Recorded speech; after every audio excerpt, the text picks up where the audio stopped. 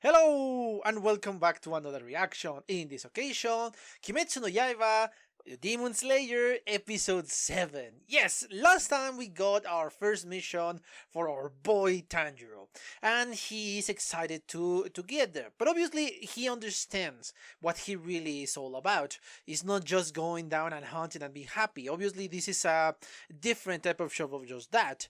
This is obviously there are lives, human lives on the line for these demon hunters, demon slayer, if you go to the title of the anime. And obviously, Tanjiro is taking this very, very, very seriously. And once again, I love the fact that the show is taking it very seriously. Because again, you could have just have the situation in which just put silly music while Tanjiro is doing his investigation. Because yes, he has a very keen sense of smell, so that's how he's tracking the demon. And you could put the silly music there, but none of that business was there. It was very serious, and even when you take, you have the take of the boy that saw, I don't know if that's her girlfriend or possibly somebody who wanted to marry. I don't know. Just completely in complete distraught. He's in confusion, but he's not making fun of this demon slayer Tanjiro. So I like that aspect. Again, it's such a small detail, but I love that they have such a small detail. And not only that, I like how the investigation is going. I like the fact that it's not just going there, kill the demon, and go to someplace else. No, you need to do your research. You need to do what it needs to be done so you can destroy or slay these demons. And of course, the last moments that we saw is how the little sister, that is now unfortunately a demon, just kick that other demon's ass. And I love all that is surrounding this little act of, I don't know, defiance against your own kind. I love the fact that it's obviously she's there to protect humans. I love it. And oh my god, I cannot wait to see that fight because I'm betting that it's going to be spectacular.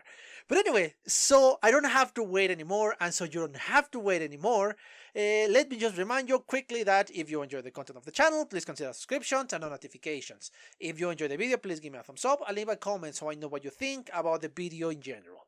If you want to follow me on Twitter, the links are in the description below, alongside with the link for the reaction, because you know I cannot post that in YouTube. So, without further ado, let's cut the presentation short and watch the video, shall we?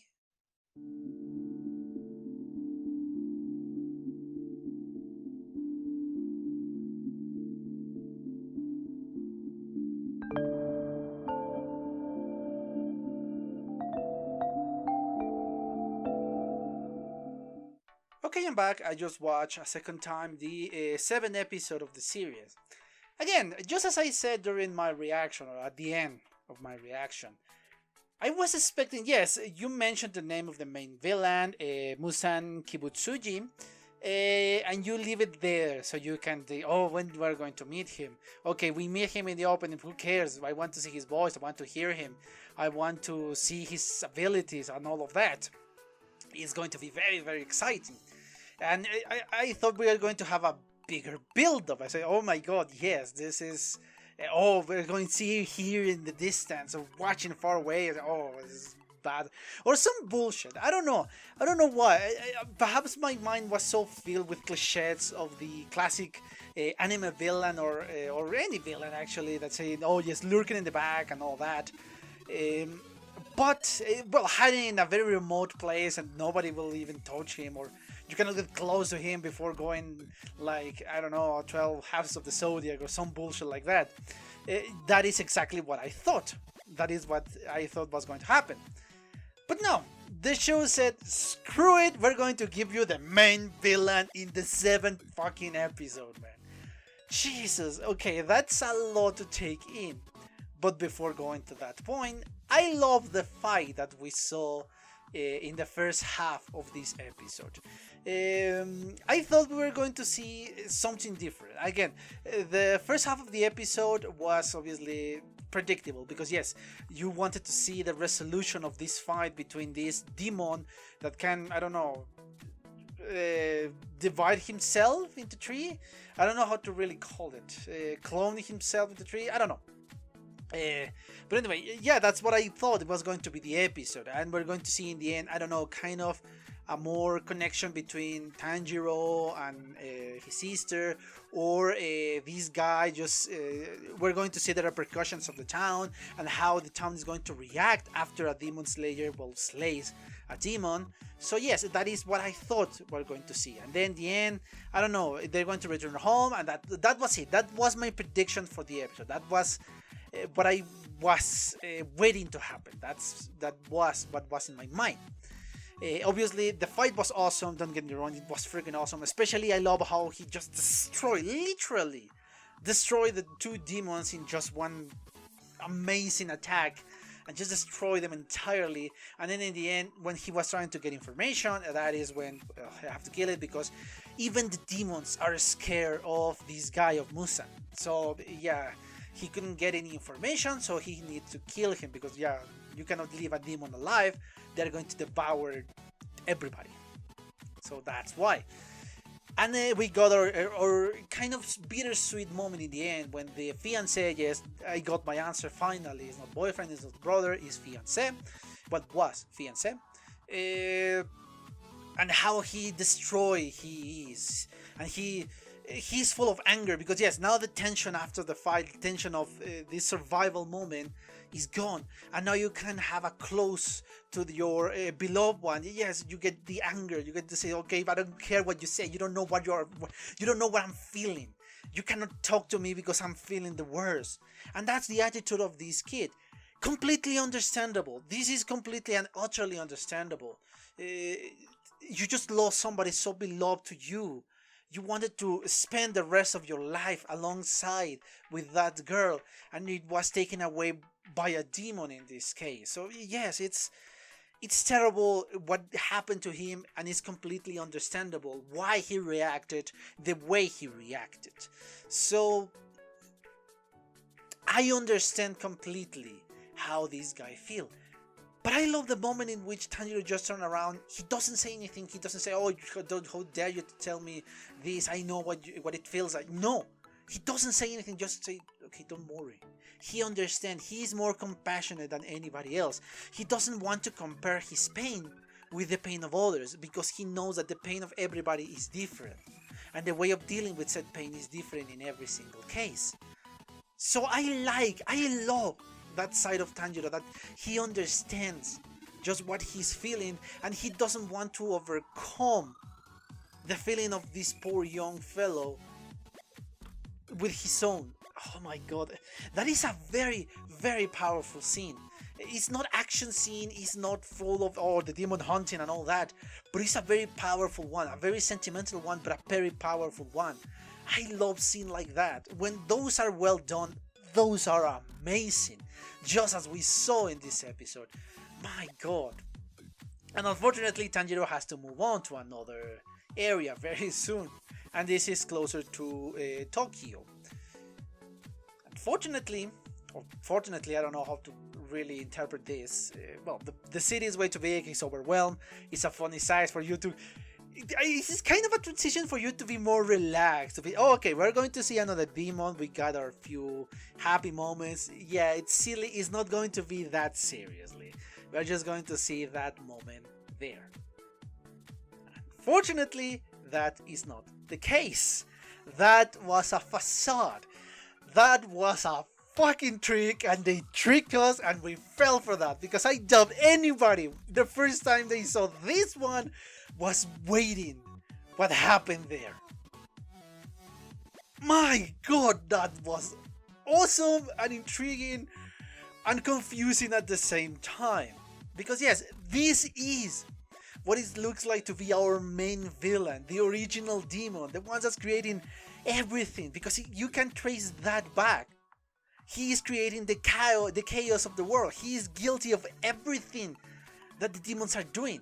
Because this is not, oh, just an accident, oh no, this is negligence. No, he actively creates demons. This is not an act of negligence, it's an act of destroying the world. It's an act of creating violence and chaos. So that is his goal. it is it is intriguing to see that in this moment. It is genuinely intriguing because again, I was waiting for a build-up. And obviously, when you start to think about it, if he wasn't accompanied by this little girl, Tanjiro could have killed him perhaps, or perhaps he will react differently. I don't know. But obviously the excuse that there is an innocent child there. And Tanjiro is way too noble to just attack willy-nilly. It's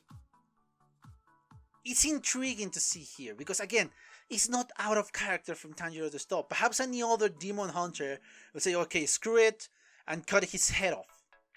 Even if you cut or traumatize a child, it doesn't matter because you will end the curse of the demons. Perhaps the demons will not disappear, but at least perhaps you could have the possibility of no more demons appearing. And if you hunt down the rest, you know that there are not going to be any more demons. So that's why. Perhaps you are going to take away an innocent life, a very innocent life, in this case a kid, but you're going to save the world. But Tanjiro is not like that. Tanjiro is way too noble, way too kind. I think it was the word that Urokodaki used to describe him. He is way too kind, so it makes sense for him not to attack. And perhaps because he wanted to get an answer, perhaps, I don't know, there are so many things that could go wrong with this attack. And I guess, again, this is just my interpretation of what we saw in those moments in which Muzan appeared. First is this anger look. It's like, oh, how dare you to touch me? I'm going to make you a demon, or I'm going to kill you later on. I don't know. That's when he said, okay, he's just a nobody, or perhaps a drunkard. I say, okay, I'm going to kill him. I'm going to make him a demon, and he's going to serve me. But once he saw the sword, he figured out, oh shit, he's a demon slayer. So he showed the kid and said, okay, kill me now. Kill me now. You can't because I'm protected by this kid. So yes, that is another point. And just to solidify his power, he just transformed, again, willy-nilly, without any effort, another human being into a demon. There are several points for him. Perhaps it's to show off his power, say, okay, are you really going to face me? Me, the original demon? Are you crazy, man? Or I say, okay, I'm going to make an opening, I'm going to save my family and go away. So there are several possibilities for these, and I don't know which one makes sense, because all of them make sense, in my mind at least, or perhaps another thing entirely that I cannot even think about. So yes, we meet this guy, and just with those brief moments, we kind of see that he's dangerous, he's powerful, and he doesn't care about humans. Because again, I don't think he has a wife and a daughter just because. Perhaps he has several wives, several daughters, so he can feed off of them. And I don't know, make them demons, or I don't know, I genuinely don't know what is his plan. But yes, you can see that he is just a formidable enemy. So I am intrigued to see what is going to happen with the next episode. Yeah, it's, oh my god, this is something I was not expecting. This is something I wasn't ready for that one, honestly. Again, the show tricked me, and I fell for that trick so hard. But I love it when the show does that. When they take your expectation and change it in a good way. Make you think, oh, this is so fucking awesome. When they do that, it's a great show. When they just subvert expectation for the fact of subverting expectations, that sucks. And I'm speaking about the Disney Star Wars trilogy, which sucks so hard. Anyway, I don't think you're here to hear me rambling about my terrible taste in movies. Well, it's not terrible if you don't like Disney movies. Anyway, I'm just starting to get way too much ahead. Anyway, yes, I think I exhausted the topic of this one. I love this episode. I enjoyed it a lot. The first half more of a beat moment, the second half more of a down moment. but I love every single moment of this episode. But anyway, as I said before, just quick remind you that if you enjoy the content of the channel, please consider a subscription, give me a thumbs up if you enjoyed the video, and leave a comment so I know what you think about my reaction, the video, the episode obviously, and my commentary. The link in the description is obviously for the reaction, but you already knew that if you're seeing this. And is also my Twitter there. Anyway, yes, I think that's it for now. I hope you enjoy it, and well, see you on the next one. Bye! Okay guys, I hope you enjoyed that video, and if you did, give it a like, so the algorithm from YouTube will help me out. And check my other videos, share them, and also why not subscribe to my channel and join this community. And as always, I want to thank you for your attention, your likes, and even your dislikes, your comments, which is something I always look forward to read. And yeah, once more, thanks and see you on the next one.